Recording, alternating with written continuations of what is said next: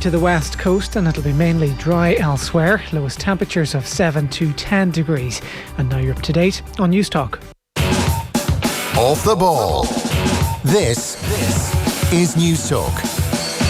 All right, you're welcome along to Wednesday's Off the Ball. Nathan with you until 10 o'clock this evening. Ronan O'Gara coming up just after 8. He'll be talking about what's happening with the Irish rugby squad ahead of their game with Samoa, which is now very much a must-win with a bonus point ahead of that game on Saturday. We will talk to Louise Quinn at 7:30. Good night for the Republic of Ireland women's team. They beat Ukraine 3-2. Johnny Ward in studio with us as well. Nathan, how are you? I'm well. Things are looking up for Galway. We still have no manager in football or hurling, but we do have Aaron Connolly. Oof, straight in there. Could be the best player ever. No hype though, no hype. Ireland's greatest ever player. Would you put him in that category already? Yeah, absolutely, yeah. What can possibly go wrong? You're buzzing, are you? Absolutely buzzing. I'm going to Tbilisi. I initially hoped, there might be a chance to see League of Ireland legend Jack Byrne strut his stuff. Yesterday's news. Who cares for Jack anymore? Wow. Even though all his family are in Tbilisi. But now, the actual definite, it's not even a possibility, it's definite that Aaron Connolly will play some role, I think. Will he start? It's definite, I think. We may have Ultimate this Johnny debate. Ward line. Will he start? I think it's not far off 50-50 at the moment, but I still think he's slightly odds against. Shane Hannon here as well. Good evening. So, listen, that's all great. It's important stuff. But really, there's only one show in town. There is only one show in town. Rebecca. We're not above this. No? Let's not kid ourselves. It was in the news. The Office. It was in the news. The Office. It was read out in the All news. day. I've never seen such excitement. Yeah. Not even when Aaron Connolly scored a brace at the weekend. Yeah. There was sort of a, oh yeah, that's nice. This was, oh my God. Off the charts. So, It's a big murder thing, isn't it? It's like you just don't know which way to believe. And where's it going to go next? Yeah. Like, what happens next? Forensic How files. does this resolve itself? One or two people are in their cars right now and they don't know what's happened. So, I'll explain the situation. I was at home earlier about midday, and I saw, and I don't follow Coleen Rooney, Really? wife of Wayne Rooney, but I saw this popping up in my timeline a couple of times, and everyone going, "Oh my God, this is incredible!" So I thought I'd have a look. She put up an Instagram post saying, You're gonna read it "This out?" has been a burden in my life for a few years now. Finally, I've got to the bottom of it. Do you want the full thing? Do we have Do you time? want the full thing? Go for it. Let's go. For a few years now, someone who I trusted to follow me on my personal Instagram account has been consistently informing the Sun newspaper of my private posts and stories, which means Coleen has 2 Instagram accounts. One for us idiots in the general public, where she just flogs stuff, and one for her actual friends. She didn't write that. There's been so much information given to them about me, my friends and my family, all without my permission or knowledge. After a long time of trying to figure out who it could be, for various reasons, I had a suspicion. To try and prove this, I came up with an idea. This woman is a genius. Wait till you hear this. I blocked everyone from viewing my Instagram stories except one account. Those on my private account must have been wondering why I haven't had stories on there for a while. Over the past 5 months, I've posted a series of false stories to see if they made their way into the Sun newspaper. And you know what? They did. They did! The story about gender selection in Mexico, made up. The story about returning to TV, made up. And then the latest story about the basement flooding in her new house. Did the Sun actually did they actually do a story on the there is basement that. flooding in her gaff? Presumably. Just a lesson to all idiots out there who actually take any interest in this nonsense. The reason it's in the paper is because people read it. You shouldn't care, but I do love this story. It's been tough keeping it to myself and not making any comment at all, especially when the stories have been leaked. However, I had to. Unlike the basement. Hey. Well done. Now I know for certain which account individual it's come from. And that was the end of my reading of it. I went, oh my God, who cares? And moved on with my life. But about half an hour later, I noticed everybody was still... So I said, did I miss something here? And it turned out, lo and behold, I had missed something because there was a couple more lines. I've saved and screenshotted all the original stories, which clearly show just one person has viewed them. And this is a great thing, It's Rebecca Vardys' account. Now, this is where it gets tricky. She didn't say it's Rebecca Vardy. She said it's Rebecca Vardy's account. So Rebecca Vardy, as you may have guessed, Right to reply. is the wife of Jamie Vardy. Did you know that beforehand? I did, because she was on I'm a Celebrity. This is the sort of world Kevin Kilbane is going to be living in a couple of months' time. Yeah. This sort of, highfalutin celebrity lifestyle, Hello Magazine, The Sun writing stories about you. It's all ahead of him. It is. Do you think he's actually thought about it enough that, anyway? I don't know. It's hard to look past the dollar signs, I guess, sometimes. So this is out there. Rebecca Vardy, what have you been doing? Selling stories on your teammates. On your Does she need the husband's money? teammate's wife. So Rebecca Vardy responds to @Coleen Rooney, who I'd say has had a major upsurge in. Oh yeah, her phone is, practically turn broken. notifications off, Coleen. Yeah. She Instagrammed. Great day for Instagram. Nobody tweets anymore. As I have just said to you on the phone, I wish you would call me if you thought this. I never speak to anyone about you, as various journalists who have asked me to over the years can vouch for. Which would suggest, that the journalist thought maybe Rebecca's someone to go to and talk about this. Yeah. If you thought this was happening, you could have told me, and I could have changed my passwords to see if it stopped. See, that doesn't make sense. I'm not sure how that would have proved anything. But anyways, we'll come back to that. Over the years, various people have had access to my Instagram, and just this week, I found I was following people I didn't know and have never followed myself. I'm not being funny, but I don't need the money. What would I gain from selling stories on you? I liked you a lot, Coleen. Liked, not like. No, I liked you a lot, Coleen, and I'm so upset that you've chosen to do this, especially when I'm heavily pregnant. She is. I'm disgusted that I'm even having to deny this. You should have called me the first time this happened, and then a little broken heart emoji. Broken heart emoji. That's what kills everyone, yeah. No, I was welling up a bit at the end. Yeah, it's emotional. It's like the Wags episode of Black Mirror. It's like there's at the end of the Sky News article, when asked for comment, a representative for Vardy referred Sky News to our Instagram post. It's like Instagram is the source of this story. We just heard it in the News Talk News Bulletin as well. This is taken off. This is crazy. Not sure it warranted being in the news bulletin, but we leave that up to Paul, like, how big a story is this? Is huge. this big enough that when Jamie Vardy plays for Leicester next, he has to talk about this in his post-match, match of the day interview? Well, I did make the point, I hope Brendan Rodgers is called up in it, but Jamie Vardy can be assured of chants from opposing fans, shall we say. What are the appropriate chants? I'm wary of asking. We won't be able to I on the radio. Nathan Carter, wagon wheel. Yeah. Wagon wheel. Wagon, I get what you do. Lads, wouldn't your heart go out to poor old Coleen? I feel so sorry for her, sitting in a Range Rover on her phone, slaughtering Vardy's wife. Those two have way too much time on their hands from Walkinstown Beckenbauer.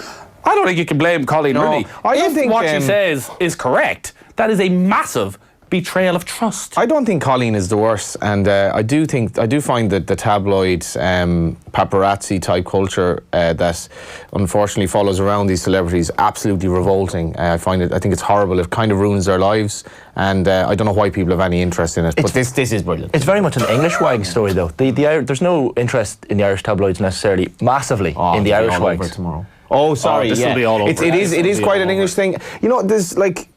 Ireland is funny because you'd have these stories that like have never made the press, and they haven't made the press because there's some sort of an understanding in Ireland that we just don't really want or need this to be out there, and I think we've more respect. It's naturally more private. Yeah, and just a bit more respect for people, and more of a paparazzi culture.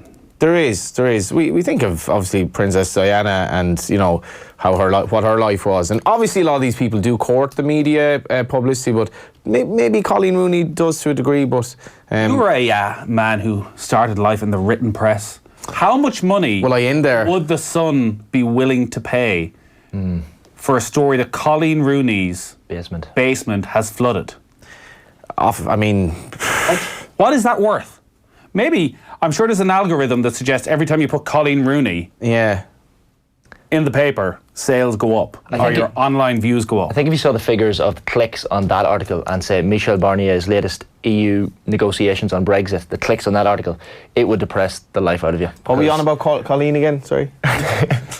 Nathan, I feel like the tweets are already coming in. The replies and texts are already coming in. IMRO Sports Broadcaster of the Year 2019. I can't believe you brought that up. But since it's in the tweet, I'll read it out. Here we go. Analysing this pointless spat between two Muppet wags is beneath you. Stick to the actual sports on the field, man, from Diddy and Cork. Stop, Diddy, will you? This is the stuff that matters. Yeah. Lads, I had the "you're above this and I'm switching over" text typed out and ready to go. And then I paused and thought, what have I been Googling all afternoon myself? The Vardy v Rooney spat. I have put my high horse back in the stable, says Keith. Everybody's been doing it because the reaction to this has been insane. There's been a lot of memes. What do you call them? Memes. I gotta be honest. I have I'm always confused. Memes. Go with memes, yeah. Memes? No, I end up saying no. It's memes, yeah. I've no interest in any of this stuff, celebrity stuff, but this is quite funny, to be fair. And it's been played out on social media. Like Rebecca goes, as I just said to you on the phone, well, so why are you telling us this? Did she really need her point of defence? Maybe she did. Defending her public image. Yeah. How much work did she put into this? So the latest was that obviously a lot of the English television shows want to get them on now, and that Rebecca Vardy is hiring her own forensic investigators to, I guess, try and prove that she wasn't the one who was selling the stories or taking the story, which maybe it is difficult to prove because other people could have had access to her account. Maybe she has it on her iPad and, there's people around who have access to that. Do you Who believe her, knows? Nathan? Do you believe her? It's not up to me to cast judgment. I did put up a poll, who do you find more credible, Rebecca Luce or Rebecca Vardy? And let's just say Rebecca Luce is winning in a canter. No, I'm not a Says a lot about you that you remember who Rebecca Luce is. It was the only Rebecca I could think of. No, I'm not a. So coming up as like Is anything Rebecca else from probably Neighbours libelous? and Rebecca I'm not a conspiracy theorist. You all know I'm a big moon landing optimist and actually a Optimist. big supporter of the Nerd. moon program. These two are friends, so-called friends. How much They money? were friends. They were friends. More friends. Maybe they could be friends again. Oh, that's the next But stage. how much money are they going to make off this? Do you not think that they're in cahoots and the two of them are going, jeez, this would be You great. think? This would be Oh, great. no. Do they really need money though? No. How much money do they need? Coleen Rooney doesn't need the cash. They'll be on Dancing on Ice next. Oof. Wow. Then they definitely need the money. Random price list for newspaper stories sourced from Google. The average payment for women's magazines for a strong real-life story goes over 2 pages. It's £300 to £500. In exceptional cases, it may go up to £2,000. For rare, sensational and highly sought-after stories, Like they go the to basements. £5,000. But if it's an extremely sought-after front page involving a well-known celebrity or a member of government, it could get you up to 10 grand. Here's one for you now, right? Jimmy Vardy makes that in a day or 2 days, probably. The late night shows for the front of tomorrow morning's newspapers, the tabloids will all cover this, right? How many of the broadsheets, for our sake, the Examiner, the Irish Times and the Irish Indo, how many of them are going to put this in the front page tomorrow? I'd say at least one, maybe two. 100%. Like you can think of the tabloid headlines already. The people need it. They deserve it. Yeah. People That's what we're all need this talking story. Who do We you pointed believe? out that maybe the libel laws in this country are so strict is one of the reasons why the papers don't go down that more Salacious route. exactly. 53106 is the text number. One last question We're for you. dedicating the full football show to this. Yeah. How much money would you need to be getting to go on Dancing on Ice? Like, I do it for about, at the moment I do it for 50 quid. But what would you do it for? Well, you see, you need to be at a certain level of fame to be asked. You're an award-winning journalist. Thank you. Yeah. Broadcaster. What was the name of it journalist. again? IMRO or something or other. What do you mean, what was the name of it? Go ahead. So, how much would you need? Would it be 6 figures? You're learning a new skill. Oh, I think to get 6 figures, maybe I've judged this massively wrong. I would have thought to get 6 figures on Dancing on Ice, you'd need to be a superstar. You have to take the expenses for your dog sitter out of that, someone to mind your dog. So, like, would you get 50 grand? I have no idea what Would you Kev do is it? getting. I honestly- I don't I've know tried to either. get him to tell me, but he's refusing because I suspect he knows we will announce it on air someday. 50 grand? It's a ballpark figure. You see, you do 50 grand up front, and then as you make your way through it, what, 10 grand an episode? 5 grand an episode? Do they all get the same amount? Caprice and Michael Barrymore are getting more, surely. It's Caprice, actually. She's a model. I didn't recognise any of them. I vaguely recognised Kevin, but Michael Barrymore. I don't recognise Kevin anymore. No, well, he's not the person that I used to know. Where are we starting in the news round, Shane? More good news for the Republic of Ireland, Nathan, because manager Mick McCarthy has been handed a big fitness boost ahead of the upcoming Euro 2020 qualifiers. Defender Shane Duffy has been passed fit for the games away to Georgia and Switzerland. The Brighton defender suffered a calf injury 2 weeks ago, but McCarthy says he's received positive news this afternoon. A text from him said he'd been given the all clear this morning. He's trained with the lads, so he must have done some football work. So that's good news. He's on a flight this afternoon to travel, and he'll be with us to travel to Georgia tomorrow. In other news, James McLean is also set to be fit for this weekend. He's shaken off a back injury and has trained with the group. David McGoldrick has been ruled out, though, of Saturday's match in Tbilisi. He's still recovering from hamstring and groin issues. But McCarthy is hopeful the Sheffield United striker can travel to Geneva next week. Spoke to Didzy yesterday. He was still feeling it, actually, the groin. So I said to him, look, Saturday's going to be far too soon. But if he's all right and it turns out he trains over the weekend, he might still be an option as a sub. I would have thought Swinsland maybe not starting after 3 weeks, but it'd be nice. It'd be a nice problem to have for him to be here, so I have to pick him. Yeah, so generally, some good news, particularly the fact that Shane Duffy is back. You would have to assume if he's going to travel, He's fit to play. that he's fit to play, because otherwise, well, just keep him and go to Geneva. What about the boy Hannon? Would you start Connolly? Yeah, throw him in. I know Mick Johnny, McCarthy. nobody is going to disagree with you because it's just not worth the headache of having to listen to you for 10 minutes. No. So you put me on for half an hour here. Think of the bloody listeners. But I don't know. I think it's a tough one to call in some respects because he hasn't played any international football. Well, he's already ahead of the likes of Ronan Curtis. Great worker, good player. He wasn't in the squad ahead of him though. I don't get that. Yeah. How was Ronan Curtis ahead of Aaron Connolly in the squad? Like if they were playing, if it were 5-a-side, I mean, there'd be no comparison. Curtis has how many first team games under his belt? He plays for Portsmouth.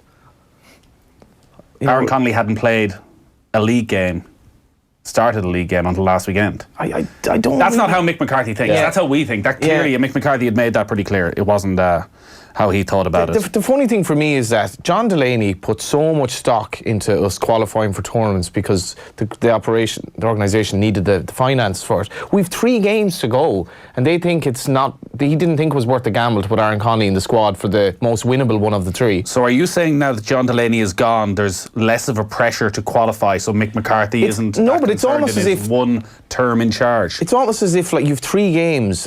And you don't think it's a risk not having Aaron Connolly in for the Georgia away game? I thought, we need to qualify for this tournament, really. The organisation could really badly do with the money. But there's no way Mick McCarthy isn't picking Aaron Connolly to prove a point. The very fact that Mick McCarthy is only in for the short term surely suggests he will pick whoever, whenever he wants. And he thought Curtis was a better option than Connolly. Well, but he thought that, I'm not going to need Aaron Connolly in this campaign. I'm not going to use him, so why include him in the squad? Leave him with the under-21s. He can work away with Stephen Kenny. I'm not going to bring him, have to talk about him in every press conference and not select him. But obviously he saw enough then last Saturday to go, you know what? He's an option. I may use him, whether to start or off the bench. Well, strikers feed off confidence and goals. Curtis is banging in goals for Portsmouth. Connolly, he's got 2 now for Brighton, but before that, Curtis was probably the one in more goals scoring. I don't think Curtis has scored he did a good start for Portsmouth, but the last 6 months taking away the off season, I don't think he's scored much, and he's a good lad, but he's not Aaron Connolly. I just don't see why Mick needed to see him do what he did against Spurs to know that he's not any better of a player than he was last week, and he should be able to tell that he's that good. And I like Mick, but I think he's been a bit conservative on this one. Lads, if you don't have John Giles talk about this for at least half an hour tomorrow night, you can feck off with your sports station of the year. None of us will be working on the sports station of the year if we read out the text that JP sends in that end with, of course, that's all speculation. I see the word paid quite a lot in it, so I think I might skip that text for now. What else we got? So the Republic of Ireland women's team beat Ukraine 3-2 at Tallaght Stadium last night in their Euro 2021 qualifier. Efforts by Katie McCabe, Rihanna Jarrett and an own goal gave new boss Vera Pauw victory in her first game in charge. It was a crowd of 5,328 that turned up to watch proceedings, but Pauw was disappointed the match wasn't a sellout as billed in advance. It's a shame because we've been absolutely clear, hand in your tickets, because there were so many people wanted to come who couldn't come because there were no tickets available. And that is really a shame. Maybe we need to think about a different way, because those people will stay, they will come, everybody will come. And to get the stadium full, we maybe need to think of how can we organize that. But people have done a phenomenal work to get that all those tickets being picked up, because people had to download them. They had to how do you say that, to receive them, to take them, to request them, get them. So it's just a shame that they then not come. And I know the FAI, people in the ticket office were making calls to make sure people were going to use their tickets. Clearly 2,500 didn't, and for the next game in a little while, I know you're away in the next game to Greece, but hopefully that 8,000 tickets are available for people who will actually come and sit in the seats and cheer you on. Yeah, and so I'm sure there's specialists in our office. It was amazing what they did now, but now everybody's awake, everybody wants to come, and I'm sure that they find a way to get it really packed. Ireland's most beloved Vera since Vera and Jack, I suppose, in Coronation Street. Vera Duckworth. They were a lovely couple. They were just so real life that they were arguing most of the time. They were just great actors. Yeah, they were, but they were very believable. It was hard not to warm them. We have a new Vera though. Dame Vera Lynn. Was she ever beloved in this part of the world? No. Yeah. Anything Kilbad wouldn't be a fan anyway. No, and anything with a bit of nobility going on. Yeah, but she did make a good point there, though. Well, it's a real shame that we're talking about who wasn't there, rather than going actually 5,500 of itself. You would have gone great crowd of a Tuesday night to go and watch the qualifier. It's just that so many people have said that they were desperate to go, that they were in charge of clubs, they wanted to bring the kids, and there were no tickets available. Yeah. So something has gone wrong, whether it is that season ticket holders are entitled to go to the women's games and the under-21s games. They take their tickets but have no real intention of using them, but just tick a box. Do they need to actually tick a box, fill something out, print it out? Does it need to be made a bit more difficult? Yeah, I think the bottom line is when you hear someone in a Dutch accent speak about football, with the exception of Steve McLaren, obviously, it's hard not to sit up and take it all in. You're respectful of the route the FAI are going with that strong Dutch influence. I do know that there was a clamour for a good coach, be it a man or a woman from Ireland. I don't know enough to say that there were coaches here that could have gotten the job, but she seems to have a decent pedigree, and obviously Ruud Dotker would have been heavily influential in that. But certainly, and I know we're speaking to Louise, I think the players have bought into it. Yeah, and also they actually have a good mix with Eileen Gleeson, who's someone who was very popular and was certainly in the running to get the job. Having her involved as well seems to, I think, mean everybody's pretty happy with this appointment. Bernardo Silva, an update? Yeah, so Manchester City's Bernardo Silva has been given an extension to respond to a Football Association charge of misconduct. The midfielder sent a tweet to Benjamin Mendy last month, which compared a picture of his teammate in his youth to the mascot of a Spanish chocolate company. He originally had until this evening to put forward his case, but now has until October the 21st.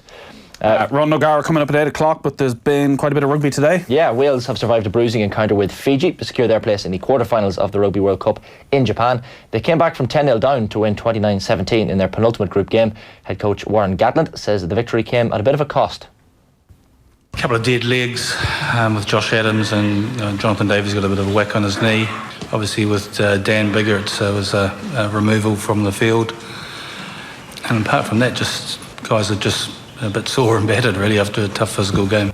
Meanwhile, Scotland will hope an incoming super typhoon doesn't derail their hopes of making the knockout stages. They thrashed Russia 61-0 in Ireland's Pool A this morning to set up a decider with host Japan in a weather-threatened game on Sunday. Scottish captain John Bartlett is delighted with how his side, showing 14 changes, handled the occasion today. We knew the responsibility that we had, so to go in 21-0, I think it was half-time, was brilliant. And it was one of those games that was really fun to just be part of. We could throw the ball around once we knew we sort of had the result in the bag.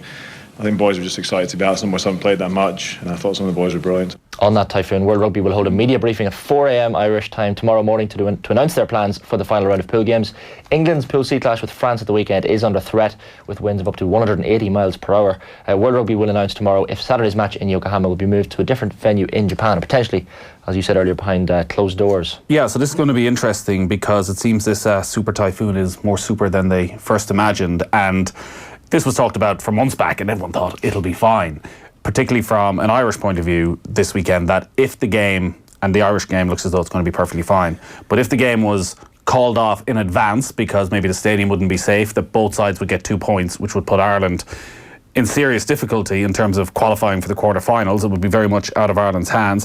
If it was called up at half time, it'd be a similar situation. If it was called off during the second half, whoever's leading wins, and there might even be implications around bonus points. But it does seem actually that England's game with France is under huge threat, and the plan is that they're going to move it to a different stadium, and if necessary, and at this stage probably hard to arrange it, they'll play it behind closed doors in front of an empty stadium, which again is, for a World Cup, it's not an ideal scenario. It's probably okay for that match because England are substantially better than France.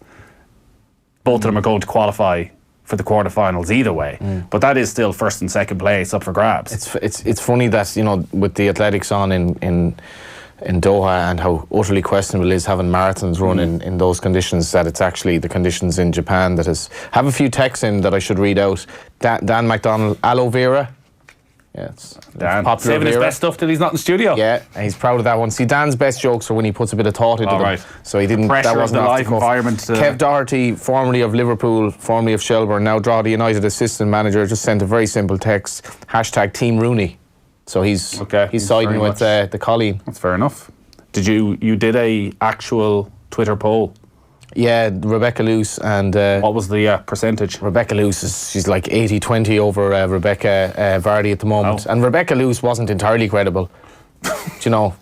Allegedly. We can't stand over that. Can you retract that? It was all allegations anyway. I didn't believe her. Speaking of rugby, October 15th, next Tuesday, we're going to be at the Burgosh Energy Theatre with Michael Lina, Brian O'Driscoll, Keith Wood, Paul Howard, Malcolm O'Kelly, Danny O'Reilly from the Coronas, and former captain of South Africa, Bobby Skinstead. Offtheball.com/events is the place to go for tickets. It's all in association with Heineken, official worldwide partner to Rugby World Cup Japan 2019. Visit drinkaware.ie. Some really sad news from Down, Shane. Yeah, very sad news today that two-time All-Ireland winner and former Down boss Eamon Burns has passed away at the age of 55. Burns recently managed Down between 2016 and 2018, leading them, of course, to the Ulster final in 2017. In 1994, he lined out at wing-back as Down beat Dublin in the All-Ireland final. Yeah, of course, they were the Jubilee team this year during the All-Ireland finals. That's very sad, obviously, very young age, Eamon Burns. And young age and, by all accounts, very, very healthy man, like, who lived a good life. I think he was a PE teacher and desperately sad. I couldn't believe that when I heard it this afternoon.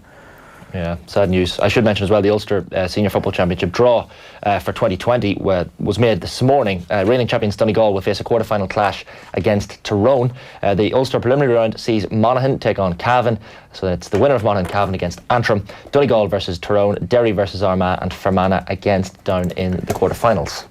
It's as usual, a tasty Ulster Championship draws. A Monaghan man first up against Cavan. Time to get revenge. Banty's back, Nathan. Banty's back, and that's what you want. Yeah, is it what you want? It's Banty. Yeah. Look, the backroom team is very strong, so it remains to be seen. Look, you can have whatever opinion you like on Banty, but if he wins the first couple of league games next year and things start looking up, then I guess you'll judge him on his results. It's only when you look at the draws, and listen, they've been pretty low-key over the past few days, that you realise this two-tier system is a nonsense.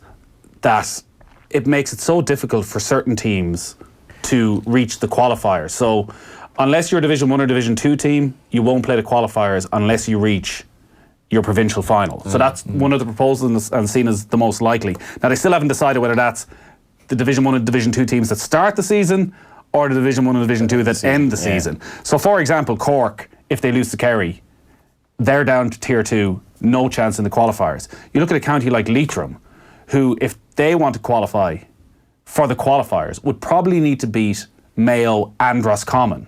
Whereas then, in the Munster Championship, you look at Limerick might need to beat Waterford and Tipperary. It's just such an unfair system. Derry would probably need to beat Armagh and either Donegal or Tyrone to even be allowed in the qualifiers. I don't know what the future is, to be honest, for the inter-county setup, because I love the tradition of it. I loved going to games, watching Galway and Leitrim play when Leitrim had a chance back in the day.